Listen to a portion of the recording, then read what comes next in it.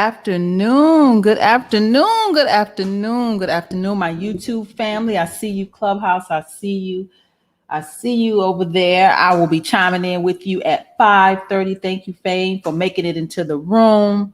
I see you, my YouTube family. I am Tamara Johnson Shealy. My apologies for not coming to you live yesterday on YouTube, but I got an excuse. I got an excuse, y'all. I got an excuse. It's not an excuse. I was fundraising all day yesterday and got caught up in Clubhouse because that's where I was. Everybody know I was over there, and I did not do my homework for Keeping Up with Congress. But we were trying to raise money, y'all. This is the 4th of July weekend. What an opportune time to hit the campaign trail. What an opportune time. People gather. I don't care. We like a holiday. Folks are gathering.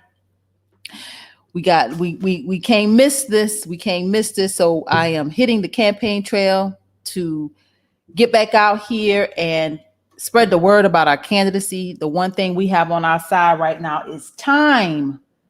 We have time on our side right now. Let's not miss the opportunity, family, to get on the campaign trail. I'm going to invite you up to the stage. I see you, Shanita. I will be over in the Clubhouse space in just a few minutes. Fane, you're invited to the stage as well.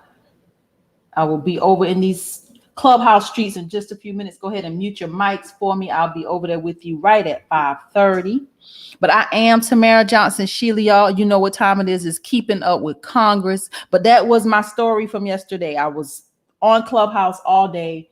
We were working to raise the 2K to get out on the campaign trail this weekend and part of next week, 6 days. And we got halfway there. We raised half the money, y'all, half the money yesterday. We still got half to raise between now and tomorrow. We got to get the other half. Prayerfully, it will happen. I'm just trusting God that the monies are going to come. So if you haven't gone to the website, you see it right here on the screen, but you can see it in my profile on Clubhouse. But you can see it right here on the screen, right here on YouTube. It is Tamara for FOR Georgia spelled out .com, Tamara for Georgia. Go to the website, make a contribution, y'all. We got to lean on the fact that right now we have time. When January rolls around, you just watch and see how many of these candidates starts coming out. They start coming out the woodworks. They're going to start throwing money at the media in such a way that we will probably be drowned out. Prayerfully, we won't be, because we've made such traction right now on the ground that we won't be. But I'm telling you, the money's going to flow. And it's going to become a high profile campaign. Because if you haven't heard the rumor here in Georgia is Herschel Walker is going to be running. So imagine how the media loves a good story. They're going to be following Herschel like they did Donald Trump, because y'all know that's Donald Trump's man. They're going to follow Herschel. Of course, they're going to follow Warnock. And then, the rest of us going to have to be fending for ourselves. So let's hit the ground running. So, of course, I always bring you some stories about reparations. I got some good ones today, y'all. The UN chief says that reparations are needed for people facing racism. The UN is speaking up. This is this is Michelle Bachelet. She's the UN High Commissioner for Human Rights. This article says the UN Human Rights Chief, in a landmark report launched after the killing of George Floyd in the United States, is urging countries worldwide to do more to help end discrimination, violence, and systemic racism against people of African descent, and make amends, y'all. Make amends to them, including through reparations. Make amends, y'all. Make amends. The report from Michelle Bachelet, is the UN High Commissioner for Human Rights, offers a sweeping look at the roots of centuries of mistreatment faced by Africans and people of African descent, notably from the transatlantic slave trade. It seeks a transformative approach to address its continued impact today. So the UN is addressing reparations. So we getting some traction, y'all. The report, a year in the making, hopes to build on momentum around the recent intensified scrutiny worldwide about the blight of racism and its impact on people of African descent, as epitomized by the high-profile killings of unarmed Black people in the United States and elsewhere. This report aims to speed up action by countries to end racial injustice, end impunity for rights violations by police, ensure that people of African descent and those who speak out against racism are heard, and face up to the past wrongs through accountability and redress. Y'all, we are getting traction, y'all. Let's not get weary and well doing. Y'all. We getting there. We're getting there. I see you over here in the YouTube streets. I see you, Clubhouse family. Thank y'all for joining me. Thank you, thank you, thank you. This article goes on to say, while broaching the issue of reparations in her most explicit way yet, Bachelet suggested that monetary compensation alone is not enough and would be part of an array of measures to help rectify or make up for the injustices. So she is talking about compensation, praise the Lord, monetary. Reparations should not only be equated with financial compensation, she wrote, adding that it should include restitution, rehabilitation, acknowledgement of injustices, apologies, memorialization, educational reforms, and guarantees that such injustices won't happen again. The report was based on discussions with more than 340 people, mostly of African descent, and experts, and more than 100 contributions in writing, including from governments, and review of public material, the rights office said. So yeah, they got some real people chiming in on this report. Says it analyzed 190 deaths, mostly in the US, to show how law enforcement officers are rarely held accountable for rights violations and crimes against people of African descent. And it noted similar patterns of mistreatment by police across many countries. We are getting traction, y'all. Let's not get weary. The report also laid out cases, concerns, and the situations in roughly 60 countries, including Belgium, Brazil, Britain, Canada, Colombia, and France. We'll take it, y'all. We'll take it. We will take it. So this was, I thought, an excellent, article, because our demand, we ain't asking, our demand for reparations is being heard. They hear us nationally here in these United States, and the UN is hearing us as well. So let's keep doing what we're doing. We are on the right track. We are literally, I say it all the time, we are living in our moment.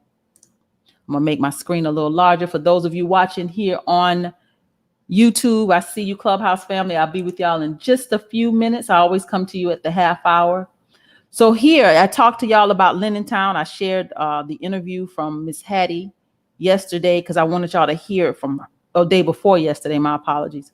I played hooky yesterday, but I didn't. I promise you I was on Clubhouse YouTube. I was on Clubhouse. Fundraising. Again, we made it halfway. So please go to the website, y'all. We got to get the rest of this money before tomorrow. I'm feeling a little pressure, a lot of pressure. But nevertheless, this article is a look at the first official act of reparations in Georgia. Now, this is a lie. This is a lie. This is a lie. Says a look at the first official act of reparations in Georgia. I see you, family. You can come to the stage. I'll be with you at 5:30 at the half hour mark. This is going on. I told you about Town. So this article is an update on Town. I was mad when I read it. I got mad all over again because it talks about Town and what happened. I explained to you how Town was a community in Athens. These people were pushed off their land. The University of Georgia wanted to build a dormitory and a damn parking deck, push these people off their land.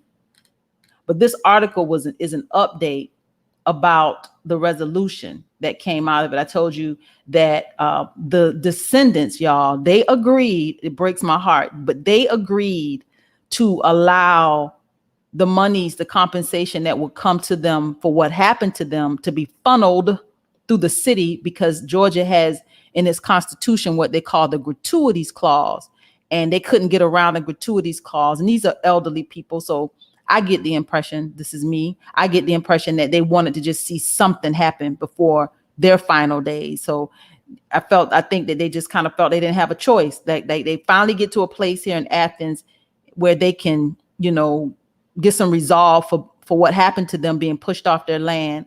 And they just want to see something happen. So this is an update. So this article says the group wrote a resolution calling out what happened to Lenintown and brought it to Athens, Clarke County. To start work on the resolution's language, the mayor formed the Athens, Clarke County Justice and Memory Committee. Whitehead, which is Miss Hattie, that y'all heard speak the other day, Whitehead serves as the chair. Other members include county commissioners, UGA faculty, and former residents such as Crook. There's one of the descendants, his last name is Crook. Goes on to say, in February, the Athens Clarke County Commission unanimously passed a resolution, which for the first time calls what happened to Lenintown an act of institutionalized white racism and terrorism. The mayor issued an apology on the courthouse steps. This is Miss Hattie, y'all, who y'all heard her speak. She says, that brought me to tears. She said, I thought about the parents of the people in Lenintown that didn't hear that. So this is very emotional, and we understand that, and respectfully, we understand that this is very emotional, but this is where the emotions get in the way of, I don't want to use the word logic, but yeah, like this is where emotions get in the way. This goes on to say, Lenintown isn't stopping with the resolution. There will be a participatory budgeting process. Listen to how they frame it, a participatory budgeting process as a form of reparations. Y'all hear that? A participatory budgeting process as a form of reparations. This is how they bamboozling these descendants out of their damn money that they owe to them. The Lenintown project originally wanted to ask for reparations in the form of cash payment, but the gratuities clause in Georgia's constitution prohibiting state entities from granting any gift to a third party prevents a direct payout. This is where this needed to be challenged in the state house. But because I say these people are elderly, they want to see something happen. They've agreed to be a part of this participatory budgeting process. How y'all gonna take these people money and say y'all gonna participate with them with how they gonna spend their money? Bamboozled, y'all. So nevertheless, participatory budgeting will allow a certain amount of money to be spent on projects of residents' choosing. Y'all gonna spend these people money on projects that the residents, quote unquote, are choosing. The exact process and projects for this is still being figured out. Mayor Kelly Gertz said it will likely use some of the 58 million, y'all. These people getting this $58 million that Athens, Clarke County is receiving from federal recovery plans funds. $58 million that belong to these people and these descendants of Lenintown is going into Athens so they can figure out what they like to do with it. The resolution also calls for signs of recognition for Lenintown. Some signs, y'all. They're going to put some signs around Athens, recognition of Lenintown. A history center will teach about the Black community in Athens, Clarke County. They're going to spend the money on a history center. A set of historical markers will be around the former spots of Lenintown. A wall of recognition on nearby Finley Street will have permanent installations about the neighborhood, including mosaics made with the community participation. So y'all just going to give them a mural. Okay. $58 million. Gertz, this is the mayor, said that the Finley installation will likely be built this year, but the Black History Center's first phase might not be built until late 22. Yeah. This pisses me off, y'all. This article just made me mad all over again. I respect the elders in their decision, but I wish that we would have, could have gotten to them sooner. Because this wouldn't have happened. This wouldn't have happened. So it's an interesting article. Y'all know the story. I'm still keeping my eyes on what's happening over there. It just breaks my heart. And we're going to help them to change the gratuities clause here in Georgia so that this doesn't happen to anybody else moving forward. So I wanted to share another article. I'm catching up, y'all, from yesterday. The fight for LGBTQ rights must include reparations. This article says the fight for LGBTQ rights must include reparations. Every time I see Trump over there talking about reparations from China, the LGBTQ community saying they deserve reparations. This is where we start to see the dilution of our message, but that's okay, y'all. We got to keep fighting. Keep fighting. This article goes on to say in mid-June, the LGBTQ history was made in the U.S. Congress when Senators Tammy Baldwin, Democrat out of Wisconsin, and Tim Kaine, Democrat out of Virginia, introduced a first ever resolution apologizing for the federal government's discrimination against the LGBTQ federal workers and members of the military for over a period of at least 70 years. Goes on to say the resolution was inspired by previous official apologies in American history, including the acknowledgement and regret for the Chinese exclusion laws in 2012 and an apology for Japanese Americans sent to internment camps during World War II in 1988, and the apologies issued to African Americans for slavery and Jim Crow by the U.S. House of Representatives and the U.S. Senate in 2008 and 2009, respectively. So they're modeling the LGBTQ fight for reparations after the fight that, keeping our eyes on Congress. I told y'all we gotta pay attention. This is the work. We gotta pay attention. So this was a video I wanted to play. I think I'm gonna save it, y'all. I'm gonna put it on the back. I'm gonna save it. But I wanted to share with you an article that I found and an interview that I'm going to be having this Saturday. Did you know about this 73-year-old Chicago woman who completed a 40-day hunger strike for slavery reparations? Y'all, I looked her up. I found her and I am interviewing her on Saturday. So I am super psyched to be able to have a conversation with Rachelle Zola. Rachelle Zola says after 40 days without solid food, Rachelle Zola ended her hunger strike for slavery reparations with a few small bites of yogurt on Saturday. Zola, 73 of Chicago, said she lost 23 pounds and felt weak during her last 2 days of drinking only water, Pedialyte, and bone broth. So she went on a hunger strike, a white woman, Rachelle Zola, 73, for 40 days, pushing for HR 40. It says Zola, who is white, came to Chicago from Tulsa in 2019 to meet Black and brown people and hear their stories, and embarked on the fast as a result of multiple conversations, meetings, and workshops. She hoped to attract the attention of other white people and spur the adoption of HR 40s, a version of reparations bill that was first introduced in Congress more than 30 years ago. So this white woman, y'all, went on a 40-day hunger strike for reparations for HR 40 to be heard in Congress. I thought it was amazing. I thought she's an older woman, that she put her life on the line just for HR 40. So I reached out to her and I am interviewing her on this Saturday. So if you are following me here on YouTube, be sure to tune in at 11 a.m. Eastern Standard Time. I am interviewing Rachelle Zola this Saturday. I'm psyched. I had a nice conversation with her today. Looking forward to what we could possibly do beyond that. She's committed to getting reparations heard in Congress. She's even offered to come on down and campaign and be on the trail with me. Now, wouldn't that be amazing? Wouldn't that be amazing, y'all? So imagine if we can get her on the campaign trail with us to the United States Senate, this white woman who went on a hunger strike.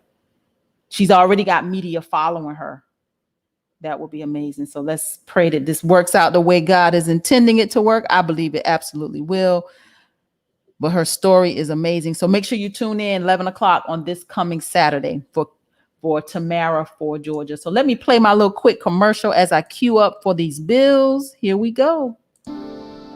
Thank you for tuning in for Keeping Up with Congress. I am Tamara Johnson-Shealy, your candidate for the United States Senate.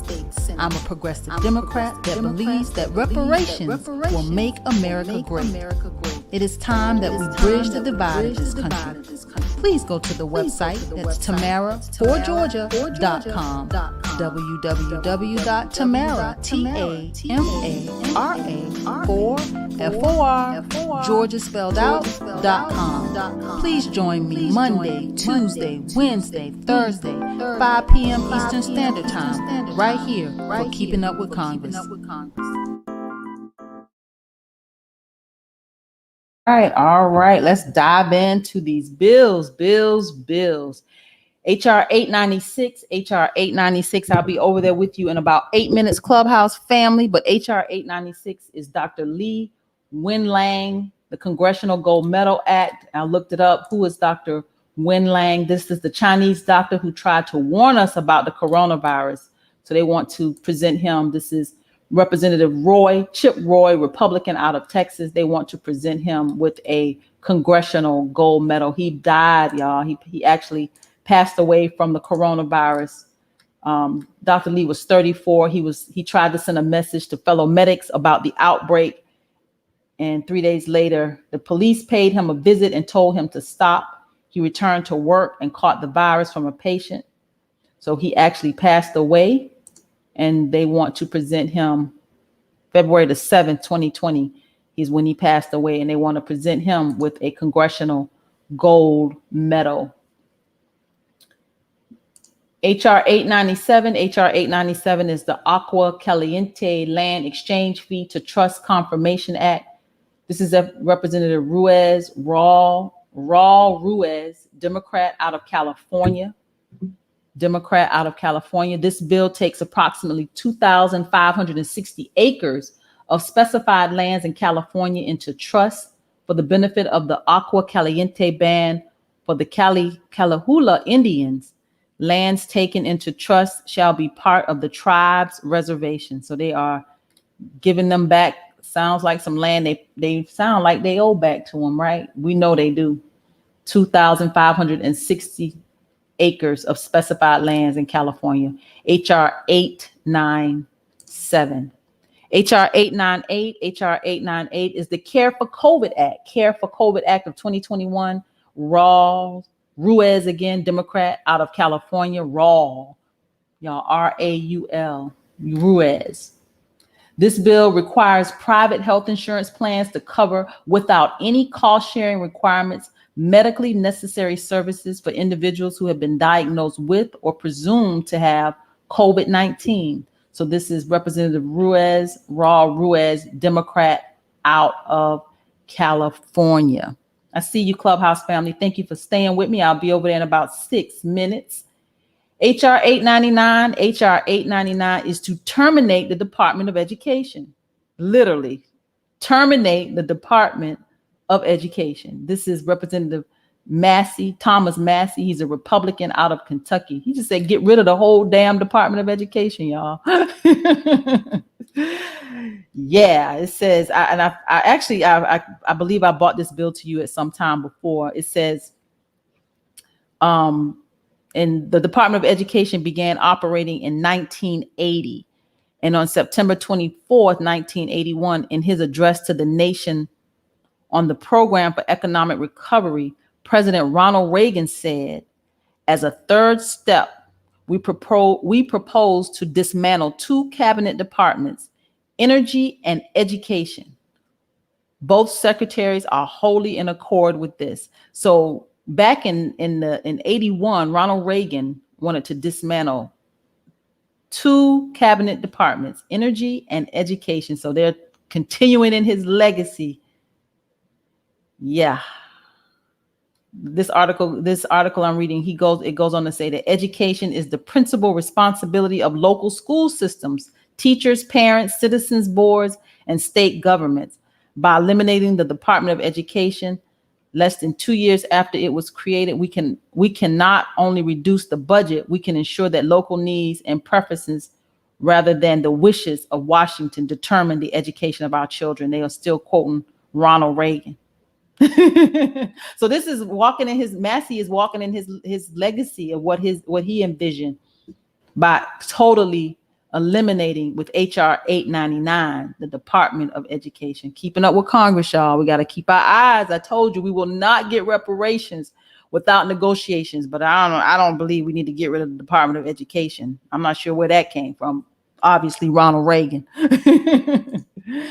HR 900, HR 900. We are really walking our way through these bills. We're learning a lot, and I appreciate you guys for sticking and staying with me on this journey. HR 900 is the Essential Worker Pandemic Compensation Act of 2021. The Essential Worker Pandemic Compensation Act of 2021. This bill compensates specified essential workers who die or are hospitalized as a result of COVID-19. So this is Representative Spear, Speier, Spear, Jackie Spear, Democrat out of California. HR 901 is No Sanctions Relief for Terrorists Act. No Sanctions Relief for Terrorists Act. This is Representative Steele, Steil, Steele, Brian Steele, Republican out of Wisconsin. This bill requires the president, before providing specified sanctions relief to an Iranian person that is on the list of specially designed nationals and blocked persons, to certify to Congress that the person has ceased involvement in terrorism. So they're making sure that there's no sanction relief for terrorists in this country. Representative Steele, Brian Steele, Republican out of Wisconsin, HR 901. HR 902 is the Debt Act. The Debt Act of 2021. Representative Steve Stivers, he's a Republican out of Ohio. The Debt Act is Decreasing Employees' Burdensome Taxes from Student Loans Act of 2021. This bill modifies tax provisions relating to the exclusion from employee gross income for employer-provided educational assistance and the student loan interest tax deduction. Y'all, anything to do with relieving anybody from student loan debt, we'll take it. We'll take it. Relieve me. HR 902. This is Representative Steve Stivers, Republican out of Ohio. HR 903 is the Rights for the TSA Workforce Act of 2021. Rights for the TSA Workforce Act of 2021. This bill modifies the workplace rights, protections, and benefits applicable to Transportation Security Administration, TSA personnel. So this is Representative Benny Thompson. He's a Democrat out of Mississippi. Representative Benny Thompson. Rights for the TSA Workforce Act of 2021. Just a couple more, and we will be closing it out. HR 904 for the relief of Marianne Nindudzi. I didn't know who Marianna Nindudzi was. This is Representative Janice Shawowski, Democrat out of Illinois. I looked this up as best I could in the time I had. This is about establishing permanent resident status for Marianna Nindudzi.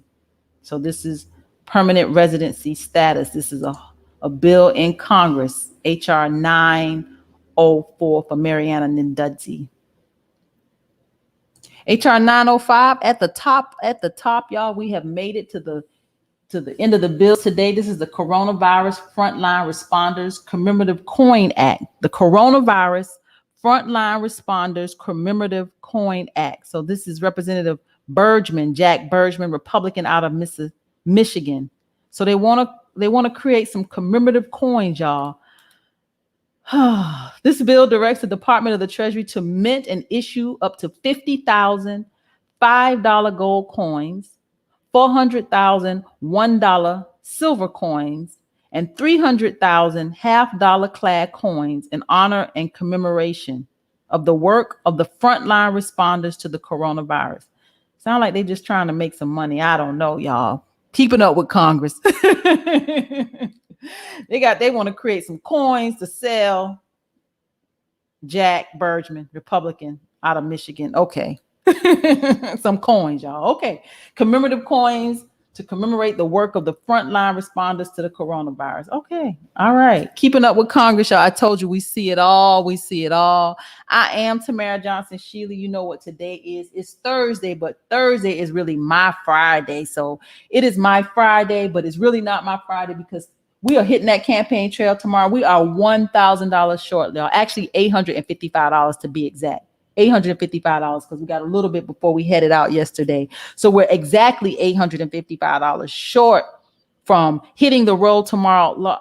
I know we can raise $855. We can. When there's millions of dollars being raised around us, we're going to raise this $855. So please go to the website, y'all. Tamara for Georgia. Go to the website, make a contribution. You can hit me on Cash App. Just make sure it's the Tamara for Georgia, all spelled out. You can hit me on Venmo, the same. Make sure it's the Tamara for Georgia, all spelled out. So I am Tamara Johnson Shealy, y'all. I'm coming over to the Clubhouse room. If you are following me here on YouTube, of course, I thank you for joining me. I am hitting the road. We are hitting small towns in Georgia over this 4th of July weekend. You know, our folks is cooking out, barbecuing, they gathering. We cannot miss an opportunity to be on the campaign trail for the 4th of July. We just can't. We can't because we got time on our side right now. We have time on our side. So let's utilize this time and make sure we stay out there around Georgia. Make sure that we are visible, because I know when that money start flowing into these campaigns and these dollars start being spent, y'all, I just don't want us to be overshadowed. This is a race that we can win. We can win. There's going to be all kind of strategies, but that's going to get us over the top. But let's utilize the time we have right now and utilize it wisely. Thank you, family. Thank you, family, for joining me. I will put your comments on the screen. I'm coming over there, YouTube. So I will see you guys back here on Monday, on Monday, 5 p.m. Eastern Standard Time. But I will be broadcasting live on Saturday with Rachelle Zola. Be sure to tune in. That's going to be a phenomenal interview. That woman went hungry for 40 days. Now, I'm little, y'all. She looked like she little too, but I'm gonna have to eat. Now I'll do something else. I'll continue to fight, but I'm gonna have to eat. I'm gonna have to eat. So I am Tamara Johnson Shealy. Y'all go to the website, make a donation, $855 away. We can do it. See y'all on Saturday.